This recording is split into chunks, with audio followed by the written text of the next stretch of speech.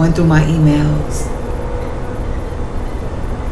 and went into my spam folder. Okay.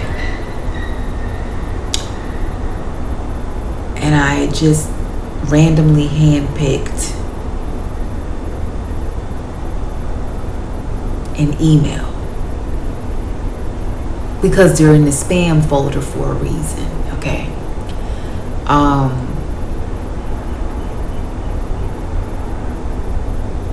So I went on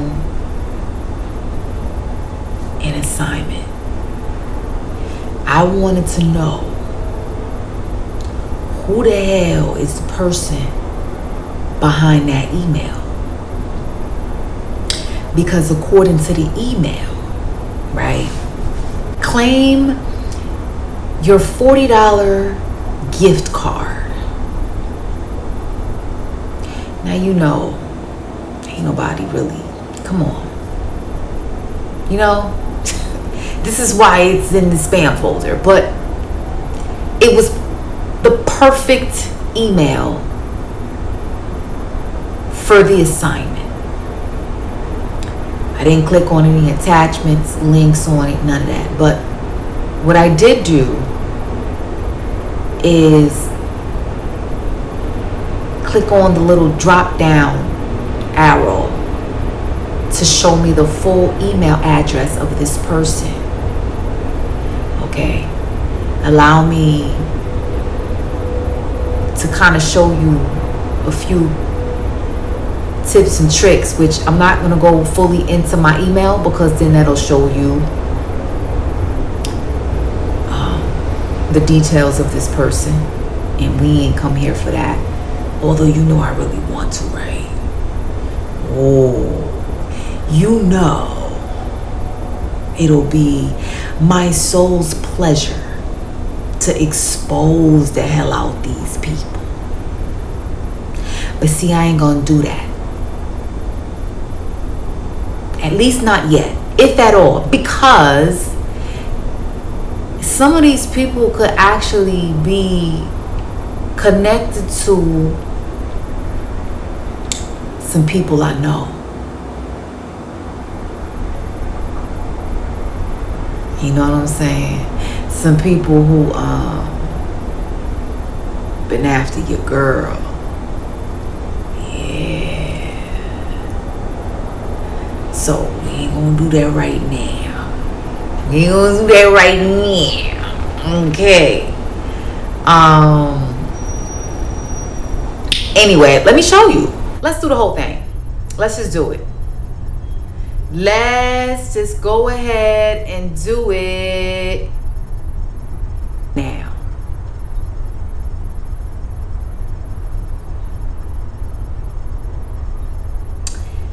Show original. This is what you do right here. And you copy the clipboard. You click on that nice little button right there. Go back to trace email. Okay. You go down to that box right here. Trace email analyzer. And you paste. You paste all that good, beautiful stuff. And now you say, find email sender. And it's going to highlight where the IP address is. Okay. When you zoom in like this, it's going to give you all this stuff. Received by, blah, blah, blah. A whole bunch of source code. The day it was sent. And then here's the IP address right here. Okay. Highlighted in green. You take that number.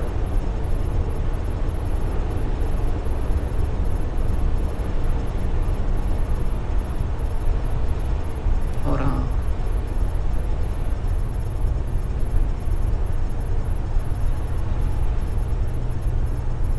You take that number right there. Copy. Go to the sidebar. That little side menu. IP lookup. Paste the IP right there. Get IP details.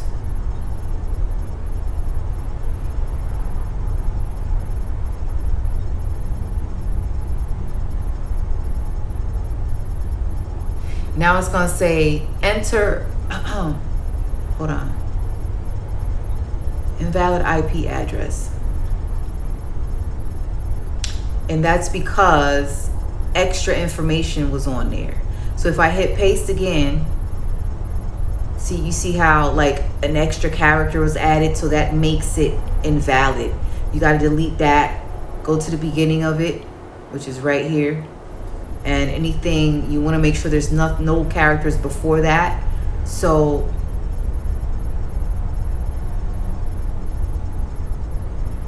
get IP address, you click on get IP details.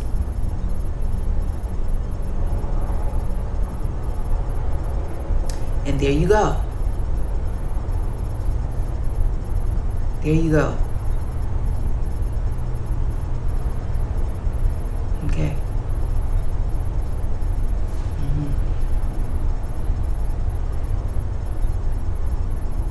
And it tells you where this person is at. They're in California, San Francisco.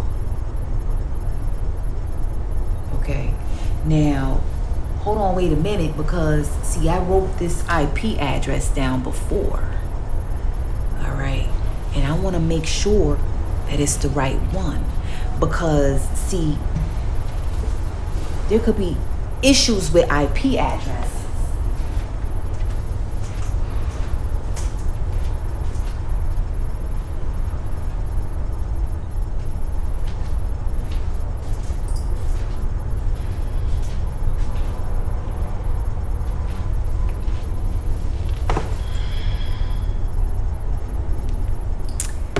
Now, I'm going to go back to my photos.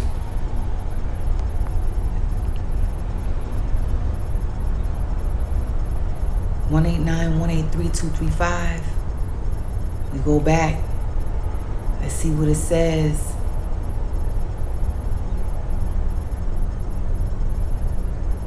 And it says 159-183-235. 159-183-235. Let me write this down. Hold on. Because, let's see. This one says 159-183-235B. .50. And then the other one reads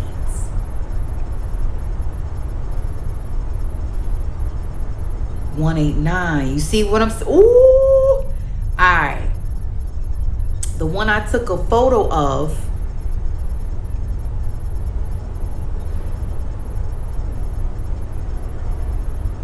yesterday said 189.183.235.50. Now, this is a perfect example of spoofing, maybe.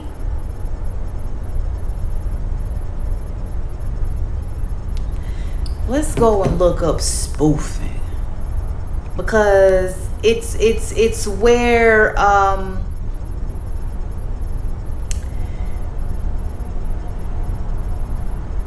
it says here, you can detect IP spoofing attacks by using various techniques. First of all, I know y'all want to know what the hell is spoofing. Let's go there.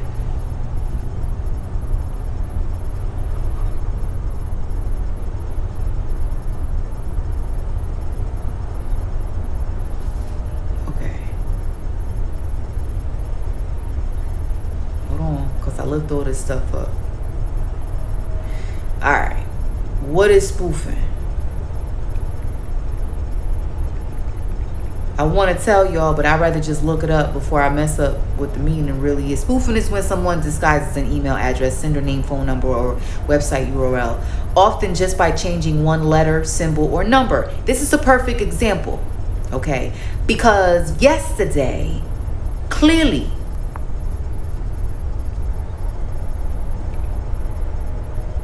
you see where this says Mexico, 189-183-23550. Now, when I go to the one we just did, right, it's one digit off The other one says 159. This one starts with 189. When we go to the one I just demonstrated to you, it says 159 in the beginning. You see what I'm saying? That is a perfect example of spoofing, which means what? Spoofing is when someone disguises an email address, sender name, phone number, or website URL, often just by changing one letter, symbol, or number to convince you that you are interacting with a trusted source. Okay. Now, when you see little things like that, you know you can't trust them. Why am I doing this? Because clearly we get it, right? Y'all done heard my whole little rants and stories on my Time Oracle channel, okay? But I have a multitude of emails from certain people, and we all get them. We all get phishing emails. For those of you who don't know what phishing means, okay, let's go there. Phishing attack. A phishing attack uses deceptive messages from seemingly reputable sources to trick victims into revealing sensitive information like login credentials, passwords, or financial data for malicious use. Okay, that is the core of a scam email. People are just trying to scam you. All right, and they usually want you to do something. So in this situation, someone's promising me a $40 Amazon gift card if I download and join an app, which requires me to click on a link. You see what I'm saying? So let me get out of here. Let me just do sign out. Okay.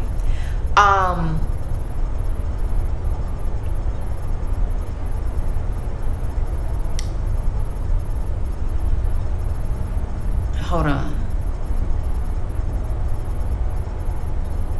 I don't want to remove it, baby. I just want to sign out. As I was saying, I am going to go into the main emails. You know, the ones that I know come from certain people. And I'm going to look, seek, and search. Now, they may very well try to delete their email addresses. And that's all good. But it doesn't change the fact that at some point that email existed. And at the time it was sent.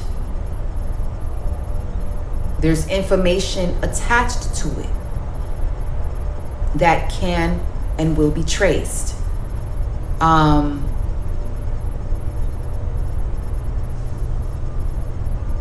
People crazy.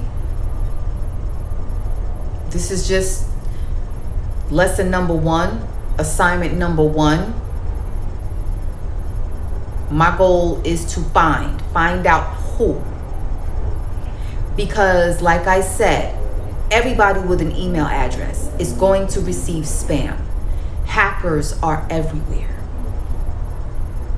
Okay? But when you are targeted because someone knows you and they scheming and they hating and they spying and they stalking, y'all know how it go. That's a different story. You ever watch that movie Stranger Next Door? Something like that. Child, please. Let's see if we can find it.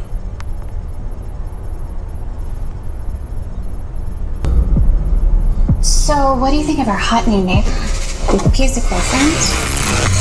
Hi. I can sometimes be a little bit impatient. He hacked into my computer system. Stop. Whatever is going on between you and this man stops. Don't go, Keely. He's dangerous. I don't care. Let's finish this.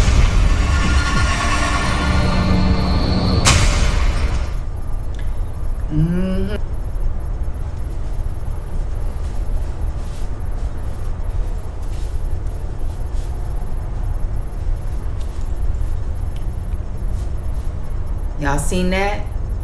Now that movie is free on Tubi. Just go on Tubi. It's right in there. I watched it twice. Now that whole little setup that she had going on, where when he tried to hack her, I ain't gonna tell you the full story. You just gotta watch it. But there was a scene when the moment he hacked into her system on her end, whatever kind of software, whatever kind of cybersecurity system she had going on, it set off an alarm. And the screen went off. And it said something like intrusion detected. And when she saw it, she went into the system to find out who it was, who was hacking her, and it traced back to her neighbor. Okay? And that's when she knew she can't trust that man. Because what's the point? Hacking into somebody's system is a criminal act. What's the point of, and we're not talking about the movie anymore. What's the point of hacking somebody? I get it. You meet somebody and you really want to know them, but you don't have the patience to get to know them, so you decide to hack into their system to really find out who the hell they are. Because you don't trust the conversation. Maybe you don't feel like waiting to find out who or what and when and why about a person. But it's still an invasion of privacy. It's a criminal act. It's like breaking into somebody's home and you just start going through all their stuff. It's just that you're doing it online.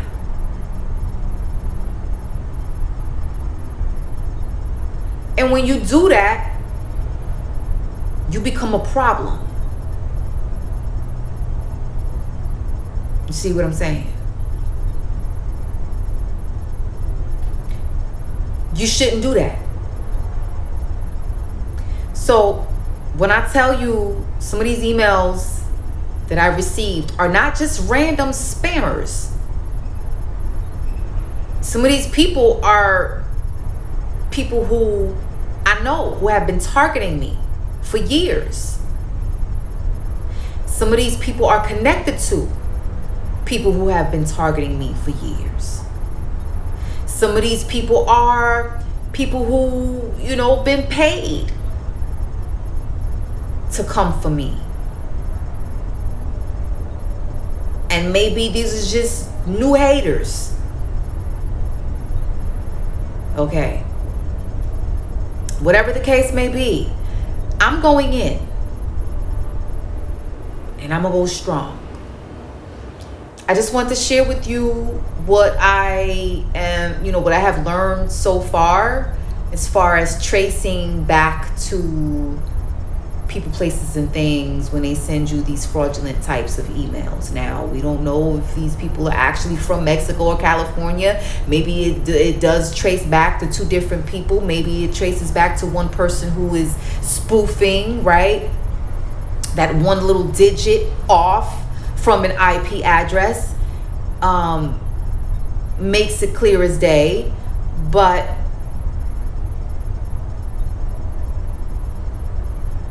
see, I don't know if one of them provided me with a name. And if it did, I'm going on up to, because I know I know a couple of people. I know a couple of people who would have some ties to Mexico. I know a couple of people. I know a few people who would have some ties to peoples out there in Mexico who would say, yo, let me slide you some cash. You know what I mean? Let me cash app you real quick. See if you can hack attack this person right here.